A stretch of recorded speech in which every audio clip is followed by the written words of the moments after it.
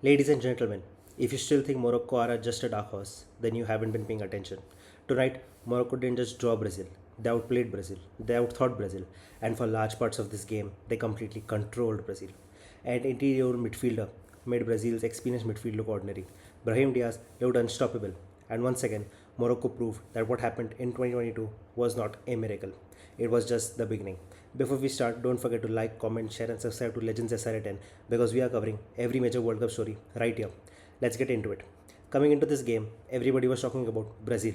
Vinicius, Rafinha, Bruno Guimaraes, Casemiro, Ancelotti, Neymar's possible return. By the end of the night, everyone was talking about Morocco. And honestly, they deserved it.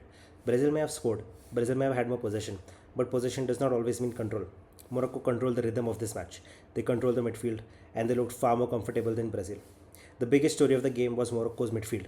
Absolutely sensational. Boyadi was unbelievable. The kid is only 18 years old, yet he looked like the most composed midfielder on the pitch. At times, he was receiving the ball under pressure and turning away from challenges, progressing play, and dictating tempo against players who have won the Champions Leagues and Premier League titles. This is not normal. This is special. Then you had Brahim Diaz. Every time he touched the ball, something happened. Brazil couldn't comfortably contain him. His movement, dribbling, and decision making caused problems throughout the game. And let's talk about Hakimi. What a player. Every major tournament, he reminds people why he's one of the best fullbacks in the world. Defensively strong, athletically dominant, dangerous going forward, a complete modern fullback. Morocco looked organized, they looked more confident, and most importantly, they looked like a team that believes it can beat anyone. Now let's talk about Brazil, because there are some serious questions that need answers. First of all, the midfield. Casemiro struggled, Bruno Guimaraes struggled. Brazil never truly controlled the center of the pitch, and that became a huge problem. Because if your midfield cannot dominate possession, your attackers become isolated. And that's exactly what happened. Vinicius Jr scored and had some positive movements, but once again, it felt like Brazil were depending too heavily on him. One player cannot carry an entire nation through a World Cup. Rafinha worked hard but didn't influence the game enough. The fullbacks didn't provide enough support. The attack looked disconnected. And for long periods, Brazil looked like a collection of talented individuals rather than a complete team. The game also raised a question: how much does Brazil need Neymar? Because whether you love him or hate him, one thing is clear: Brazil are missing creativity between midfield and attack. They're missing a player who can slow the game down, control possession, create chances, connect the entire team. And Neymar has done that for Brazil over a decade.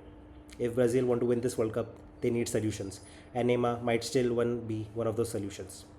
Player of the match. For me, the player of the match is Boyadi. At 18 years old, to dominate a midfield containing Casemiro and Bruno Guimaraes is incredible.